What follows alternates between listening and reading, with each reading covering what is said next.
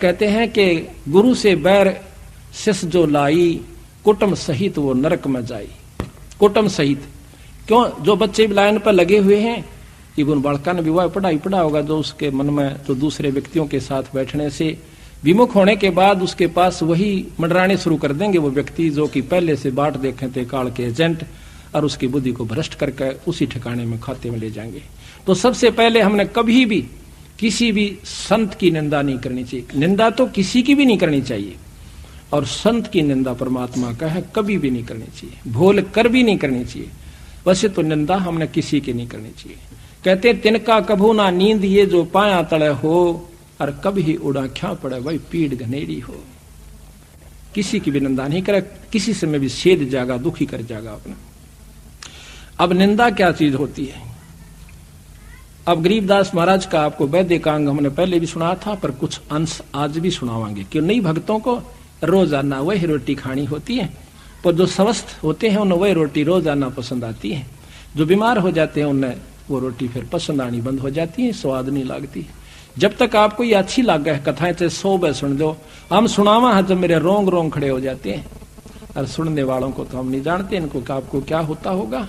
और 100 1000 बार लाख बार मैं सुना चुका हूंगा और सुन चुका हूंगा, उसके बावजूद नई बार सुनाता हूं, मेरे अंदर वही कसक और वही परमात्मा की जो है झलक हो जाती है। इसी प्रकार जब तक आप स्वस्थ हो, आपने रूखी सूखी रोटी भी समय पर लगेंगी, और जब तक आप अंतःकरण आपका मलिन हो चुके, आपने वही बात नहीं को कल तक सुनिए थी, कल रोटी नहीं खाई, सुबह खाई थी, शाम ने क्यों खाई? आपको रोटी मांग रहा है, शरीर स्वस्थ है। कथा 100 बार सुन ले तो भी थोड़ी हो से ईश्वर की चर्चा में कोई कमी नहीं आनी चाहिए।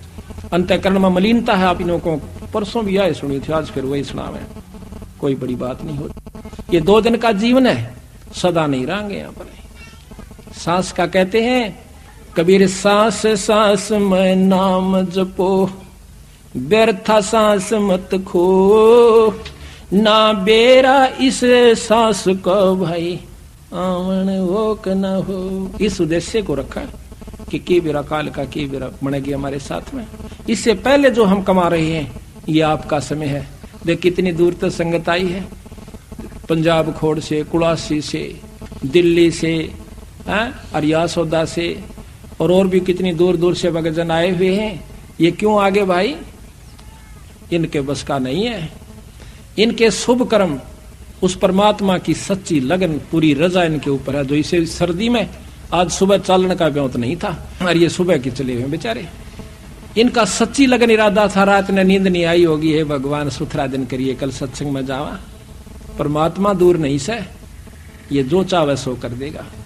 पिछले साल हमने जब ये सत्संग शुरू किया, खुला पाठ, पहले 12 तारीख तक इतने तगड़े बादल और तेज हवाएं कि यहां पर बाहर खड़ा नहीं हो जा। 12 की रात को सुबह हम उठे 12:30 बजे तक बादल से थोड़े थोड़े रहे। दोपहर के बाद इतना मौसम साफ हो गया कि कपड़े काट के जो स्वेटर तार रखी थी, पहन रखी थी, वो कटवा दी। 7 दिन तक बंदी छोड़ने कति फूल से खिला कर रखा।